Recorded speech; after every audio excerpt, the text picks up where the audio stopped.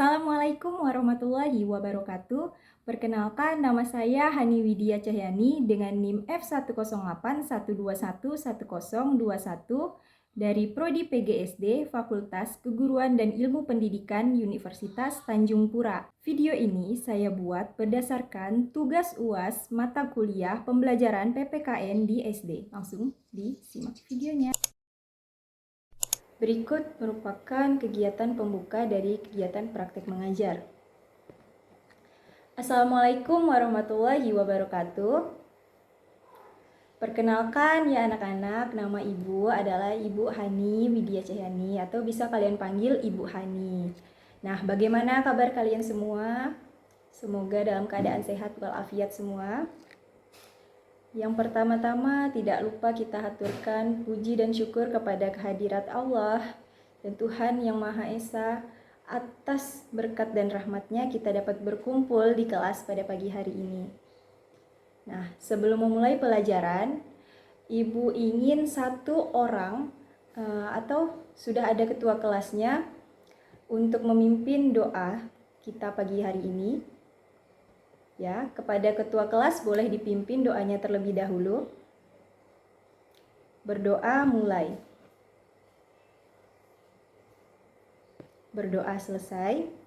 Nah, setelah doa, Ibu akan mengabsen kalian satu persatu.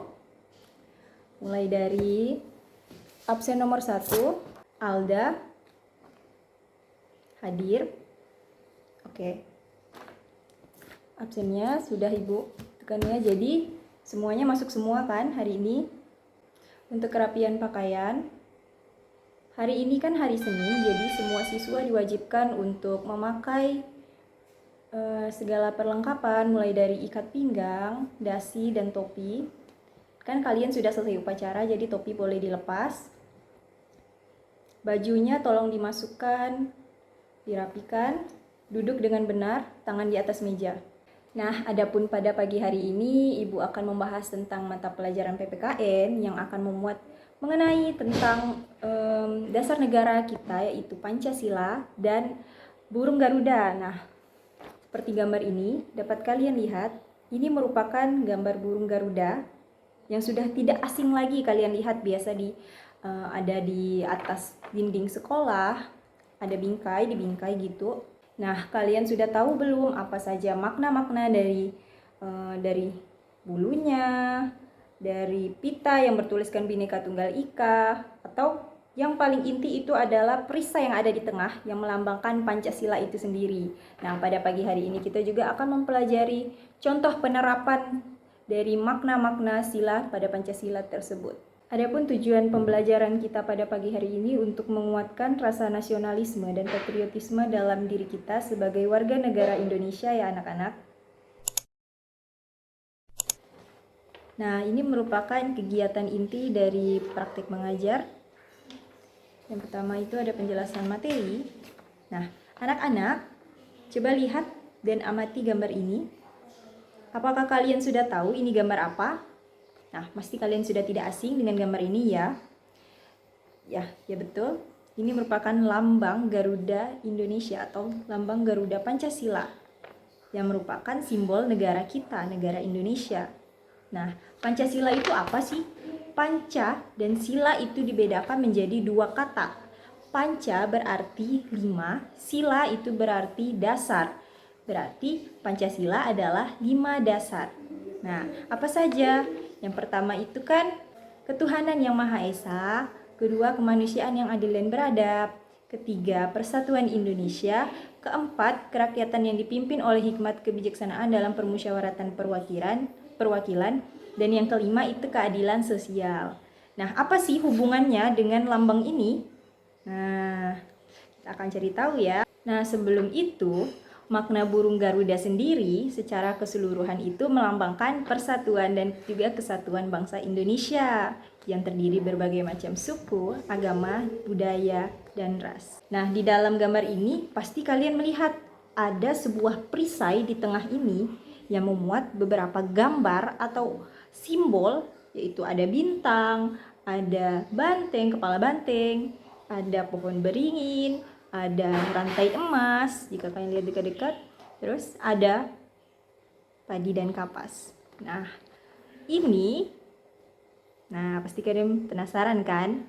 Ini berkaitan dengan 5 sila pada Pancasila yang tadi Ibu sebutkan tadi. Nah, yang pertama itu ada simbol gambar bintang berwarna kuning. Nah, ini sebenarnya ada warna kuningnya ya, adik-adik. Yang bersudut 5 dengan latar belakang warna hitam, perisai hitam. Nah, ini merupakan lambang dari sila pertama Pancasila, yaitu apa? Ketuhanan yang Maha Esa. Nah, hal ini, simbol ini mengandung maksud bahwa bangsa Indonesia adalah bangsa yang religius, yaitu bangsa yang beriman dan bertakwa kepada Tuhan yang Maha Esa, sesuai dengan agama dan kepercayaannya masing-masing. Sekarang sudah tahu kan, simbol pertama dari sila Pancasila ke-1 adalah bintang. Nah, contoh penerapannya itu apa ya? Nah, ini kan berarti berkaitan dengan agama. Contoh penerapannya yaitu adalah kalian harus menghormati teman yang berbeda agama. Jika ada teman kalian misalkan sedang beribadah namun agamanya berbeda dengan kalian, kalian harus menghormati ya.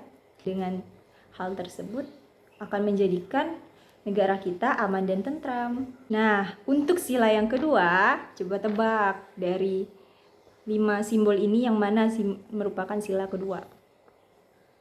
Ya, betul, itu adalah rantai emas. Nah, rantai emas ini jika kalian lihat lebih dekat, ada bentuk yang berbentuk lingkaran dan kotak. Nah, apa sih maksudnya? Nah, untuk yang lingkaran itu melambangkan wanita, sedangkan yang kotak itu melambangkan pria. Nah, pada simbol ini rantainya berjumlah 17 dan saling sambung menyambung, tidak terputus. Ini melambangkan generasi penerus yang turun-temurun, yang saling peduli antar satu sama lain. Nah, sebagai warga negara Indonesia, tentunya kita sebagai manusia, kita itu merupakan makhluk sosial. Artinya apa? Pasti kalian sudah tahu kan? Yaitu saling membutuhkan satu sama lain. Nah, di sini juga tercerminkan bahwa sebagai manusia kita membutuhkan bantuan satu sama lain. Nah, contoh dari sila kedua yang dilambangkan rantai ini adalah menghormati dan berbicara dengan santun kepada orang lain. Nah, untuk yang selanjutnya, tadi kan sudah dapat 2 nih, berarti ada sisa 3 lagi. Nah, sila yang ketiga Pancasila, kira-kira simbol yang mana nih teman-teman? Adik-adik. Kira-kira yang mana? Coba tebak. Ya, betul. Yaitu pohon beringin. Nah, bunyi sila ketiga apa? Persatuan Indonesia. Maka Persatuan Indonesia itu sila ketiga itu dilambangkan dengan pohon beringin. Nah, pohon beringin ini, kenapa pohon beringin? Nih, alasannya, pohon beringin merupakan pohon besar yang bisa digunakan oleh banyak orang sebagai tempat berteduh di bawahnya. Juga memiliki akar yang panjang. Pohon beringin ini. Nah, hal tersebut dihubungkan sebagai negara Indonesia di mana semua rakyatnya dapat berteduh di bawah naungan negara Indonesia. Tak hanya itu, pohon beringin memiliki akar yang menjalar ke segala arah kan? Hal ini dihubungkan dengan keragaman suku bangsa yang menyatu di bawah nama Indonesia. Adapun contoh penerapan dari sila ketiga yang dilambangkan pohon beringin itu adalah bergaul dengan teman, tetangga atau masyarakat sekitar tanpa membedakan suku, ras, dan istiadat. Bersatu gitu intinya. Nah, yang keempat, sila keempat yaitu kerakyatan yang dipimpin oleh hikmat kebijaksanaan dalam permusyawaratan perwakilan, kan? Nah, itu dilambangkan oleh kepala banteng yang berlatarkan merah, warna merah. Nah, kenapa kepala banteng? Nah, ada alasannya nih adik-adik. Jadi, banteng itu merupakan hewan yang suka berkumpul, di mana ini dihubungkan dengan masyarakat Indonesia, yaitu yang suka berkumpul untuk mendiskusikan suatu masalah, melalui musyawarah mufakat di mana orang-orang berdiskusi untuk melahirkan suatu keputusan. Nah, sesuai kan? Contoh penerapan dari sila keempat yaitu adalah musyawarah mufakat. Contohnya yaitu pemilihan ketua kelas, pemilu, dan segala macam. Kelima itu kan sila kelima adalah keadilan sosial bagi seluruh rakyat Indonesia, dilambangkan oleh yang terakhir itu apa? Ya, lambang yang bersimbolkan padi dan kapas. Kenapa sih padi dan kapas? Nah, jadi lambang padi dan kapas itu merupakan simbol pangan dan sandang yang menyiratkan makna bahwa syarat utama negara yang adil adalah yang bisa mencapai kemakmuran untuk rakyatnya secara merata nih adik-adik. Nih, contoh penerapan dari sila kelima yang berlambangkan padi dan kapas adalah memberikan pertolongan kepada orang lain, yaitu contohnya memberi pertolongan kepada teman-teman kita yang terkena musibah seperti banjir, tanah longsor, dan lain sebagainya. Juga menghormati hak orang lain. Selain itu dapat mengembangkan sikap adil terhadap sesama. Sesuai dengan bunyi dari sila kelima yaitu keadilan sosial bagi seluruh rakyat Indonesia. Nah, setelah mengetahui simbol-simbol ini dan makna serta contoh penerapannya dalam Pancasila, kita juga perlu mengetahui, nah, mengapa burung Garuda ini berwarna kuning? Nah, jadi warna kuning keemasan itu pada burung Garuda melambangkan keagungan. Betapa agungnya. Nah, selanjutnya ada jumlah bulu seperti bulu di sayap, di leher, dan di ekor itu memiliki makna loh. Kira-kira apa saja ya maknanya? Nah, mulai dari jumlah bulu yang ada pada sayap itu berjumlah 17 nih, adik-adik. Kalau adik-adik hitung, di sini 17 masing-masing ya, di setiap sayap kanan, sayap kiri berjumlah 17. Sini 17, sini 17. Lalu ada 45 helai bulu di leher. Nih, hitung ya satu persatu, coba kalian buktiin. Lalu ada 19 helai bulu di bawah perisai atau pada pangkal ekor. Nah, pada di sininya ada 19. Nih, bulu yang ini. Lalu ada 8 helai bulu pada ekor. 1, 2, 3, 4, 5, 6, 7, 8. Jumlah bulu pada burung Garuda melambangkan Hari Proklamasi Kemerdekaan Indonesia yang jatuh pada tanggal 17 Agustus tahun 1945. Nah, 17 melambangkan hari. Tanggal ke-17 itu dari sayapnya ini tadi berjumlah 17. Lalu bulan Agustus yang merupakan bulan ke-8 dari 8 nih. 8 helai bulu ini. Lalu 1945. Tadi kan 19 merupakan jumlah bulu dari nih bawah perisai ini kan. Dan 45 itu jumlah bulu di lehernya. Jadi 17 Agustus tahun 1945. Nah, yang terakhir ada pada kaki burung Garuda yang mencengkram pitah putih yang di dalamnya terdapat tulisan Bhinneka Tunggal Ika. Nah, ini dilambangkan untuk menggambarkan persatuan dan kesatuan bangsa dan negara Kesatuan Republik Indonesia. Nih, arti dari Bhinneka Tunggal Ika, apakah kalian sudah tahu? Ya, berbeda-beda, walaupun berbeda-beda tapi tetap satu jua. Nah, maksudnya walaupun kita berbeda agama, suku, berbeda daerah, ras, budaya, dan segala macam, kita harus tetap bersatu demi ketentraman bangsa, damai, aman, segala macamnya. Sedap kalau udah bersatu itu pasti kita terhindar dari segala macam konflik ya. Nah, mungkin kalian masih sedikit bingung atau mungkin terlalu cepat apa yang Ibu jelaskan.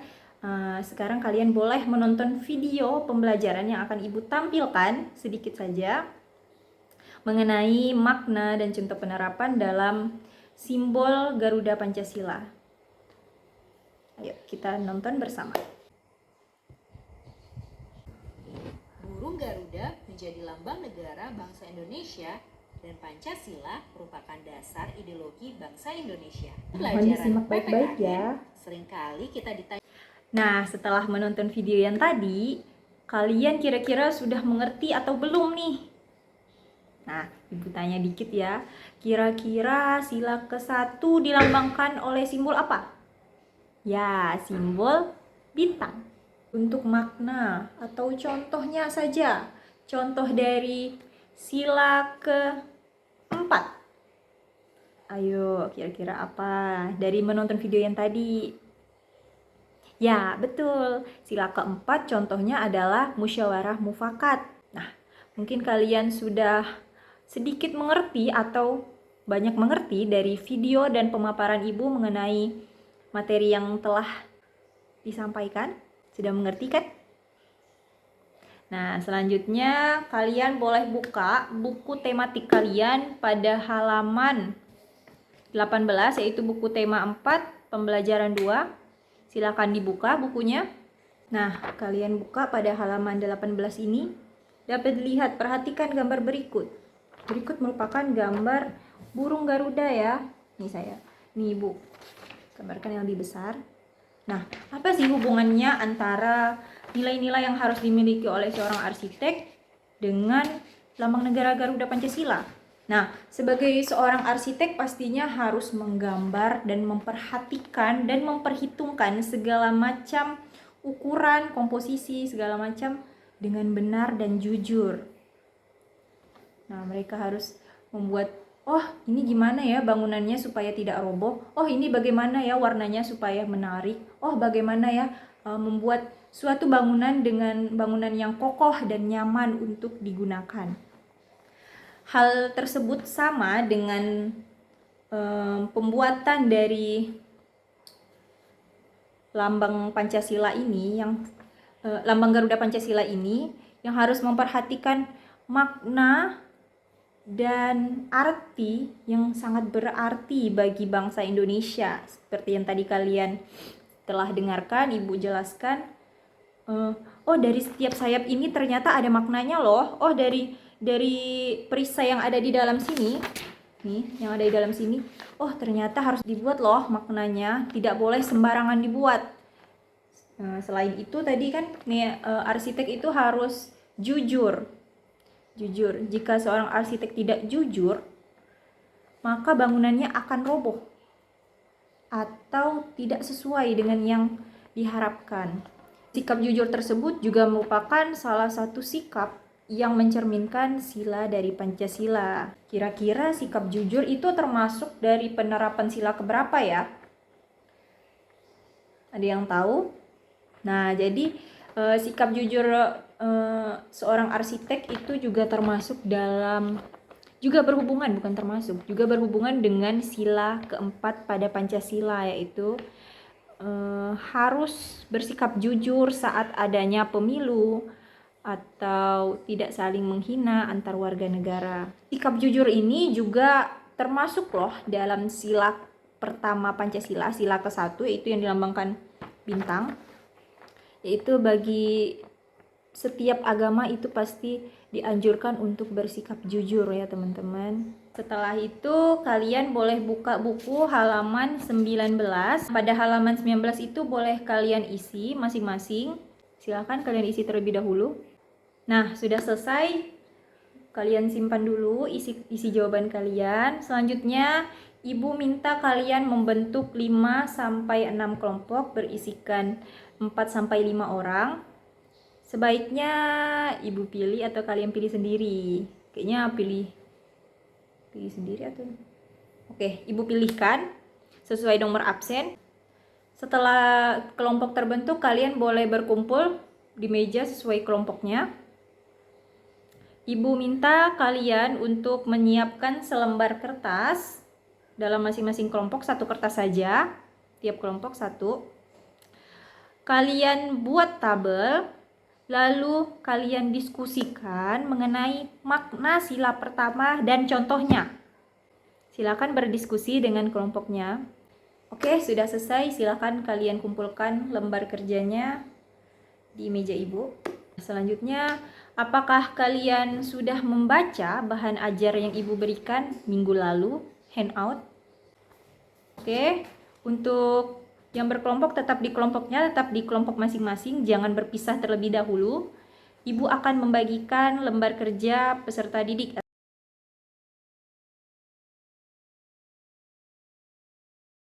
LKPD-nya juga memuat materi singkat. Kalian dapat mengingat materi apa saja yang ada pada bahan ajar handout yang telah ibu berikan minggu lalu. Jika ada yang membawa, boleh dikeluarkan bahan ajarnya. Kalian juga bisa mengingat apa saja yang disampaikan pada video pembelajaran yang telah ibu tampilkan tadi. Nah, silahkan dikerjakan LKPD-nya. Sudah selesai LKPD-nya? Selanjutnya, ibu minta setiap kelompok untuk menyampaikan hasil kerjanya di depan kelas.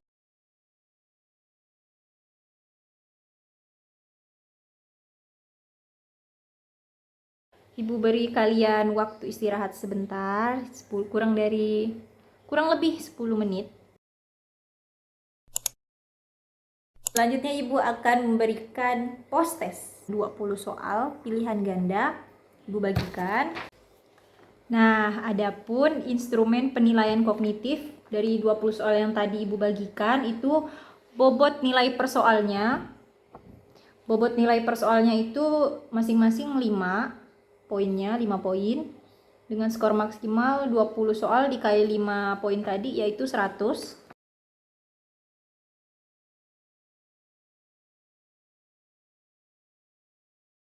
Pegang soalnya. Silakan kerjakan. Berakhirlah pembelajaran kita hari ini. Jadi tadi apa-apa saja yang telah kita pelajarin.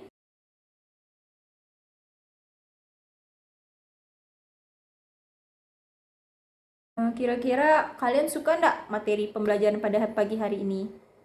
Dan jangan lupa kalau ada materi yang belum kalian paham, boleh tanyakan ya. Bagi yang tidak tuntas, ibu akan berikan remedi dari yang 20 soal tadi. Untuk minggu depan kita akan membuat majalah dinding. Nah, mengenai makna dari simbol Pancasila yang telah kita pelajari.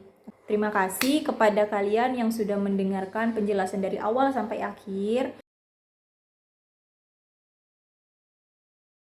Ibu akhiri ya, kurang dan lebihnya mohon maaf.